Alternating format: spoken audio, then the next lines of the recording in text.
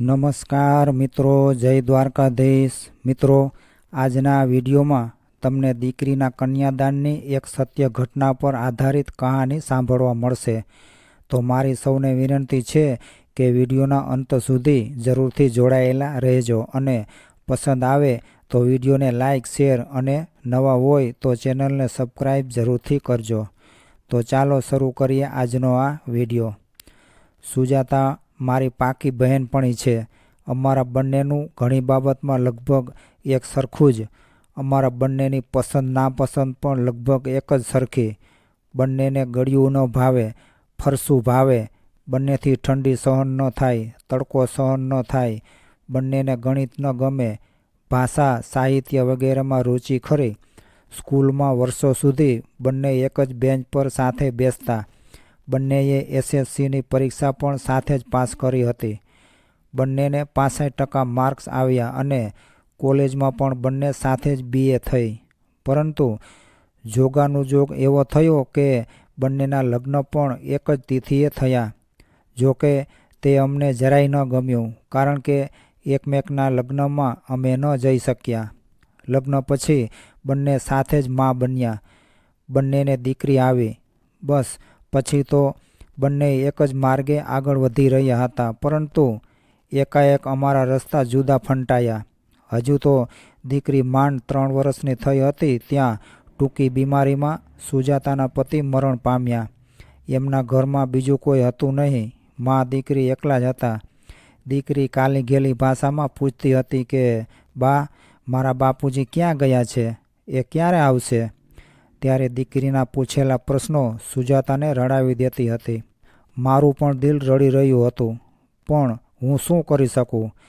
પહેલાં તો સુજાતા પોતાને પિયર ગઈ, પણ થોડા જ દિવસમાં પાછી આવી અને કહેવા લાગી કે છેવટે પોતાનું ઘર એ પોતાનું અને પારકું એ પારકું. ભાઈ ભાભીના હંમેશા મોઢા ચડેલા જ રહેતા. એમનું મન ન હોય તો મારે શું કામ એમના માથે પડવું જોઈએ? માતા પિતાનું મન કોચવાતું હતું, પણ એ કંઈ કરી શકે એવી સ્થિતિમાં ન હતા. મને કહ્યું કે મારે પગભર થઈ જવું છે. તેણે નોકરી શોધવા માંડી. મારા પતિએ પણ નોકરી શોધવામાં તેને મદદ કરી અને તેને એક ખાનગી બેંકમાં નોકરી મળી ગઈ. તે દિવસે મેં તેને એટલી બધી ખુશ જોઈ કે એટલી તો પહેલાં પણ મેં ક્યારેય ખુશ નહોતી જોઈ. કેટલા દિવસ પછી એના મોઢા ઉપર હાસ્યની રેખાઓ જોઈ શકાતી હતી. એની આંખમાં આંસુ આવી ગયા, પણ તે હર્ષના આંસુ હતા. બસ ત્યારથી એણે એના મનમાં નિર્ધાર કરી લીધો હતો કે હું રોજ રડતી બેસી નહીં રહું. જે સ્થિતિ આવી પડી છે તે સ્થિતિમાંથી હું મક્કમતાથી માર્ગ કાઢી લઈશ અને આગળ વધીશ. મારી દીકરીના માતા અને પિતા બંને હું જ બનીશ. હું મારી દીકરીના ઉછેર ઉપર ખૂબ ધ્યાન આપતી હતી. તેને પ્રેમથી ઉછેરતી હતી, પરંતુ શિસ્ત પાલનનો હું ખૂબ જ આગ્રહ રાખતી હતી. મારી બહેનપણી મને કહેતી હતી કે તું આટલી બધી કડકાઈથી કેમ વર્તે છે? ત્યારે હું તેને કહેતી કે તારી વાત જુદી છે.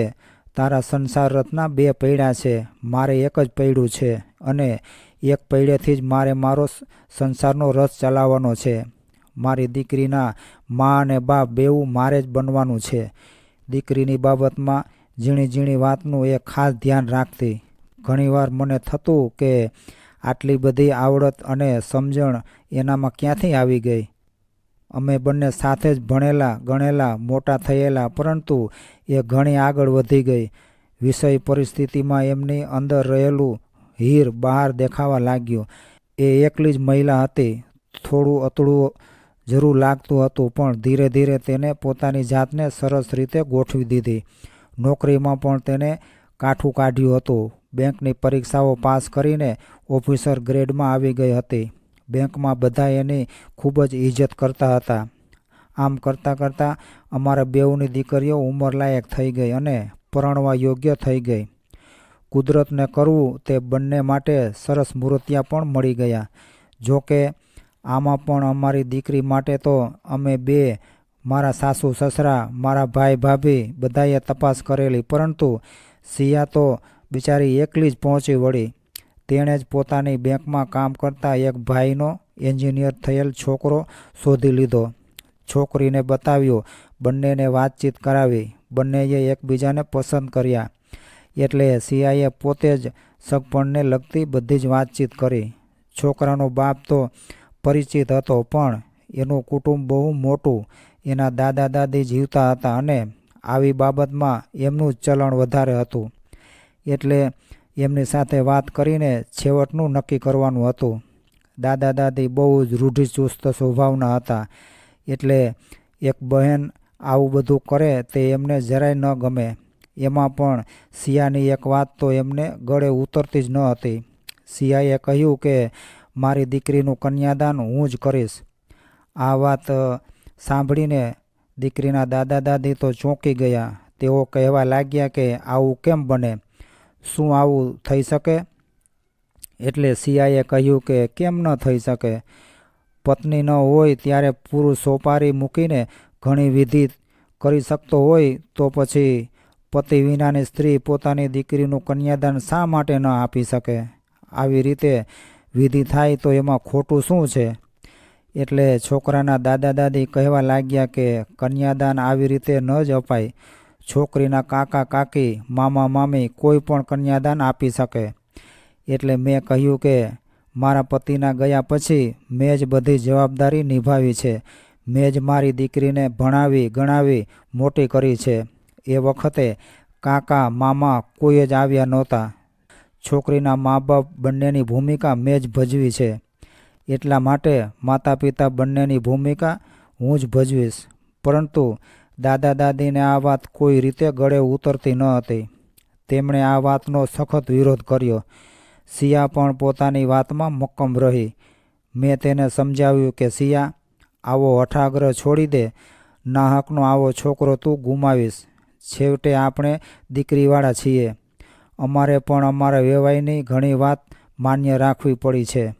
સિયા ભભૂકી ઉઠી અને કહેવા લાગી કે તો પછી અત્યાર સુધીનું મારું કરેલું બધું નકામું જાય ને? છોકરો ખરેખર સારો હોય તો તેને વડીલોને આવી રૂઢિચુસ્તતાથી ઉપર ઉઠવું જોઈએ ને?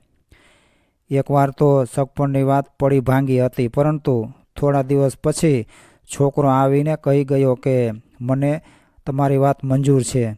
સિયા તો ખુશ થઈ ગઈ. તેને ખૂબ સંતોષ થયો. પછી લગ્ન ગોઠવાયા, પરંતુ કન્યાદાન તો સિયાએ જ દીધું. તો મિત્રો, આ કહાની તમને કેવી લાગી એ કોમેન્ટ કરી જરૂરથી જણાવજો. અને પસંદ આવી હોય તો વિડીયોને લાઇક, શેર અને નવા હોય તો ચેનલને સબસ્ક્રાઈબ જરૂરથી કરજો. જય દ્વારકાધીશ.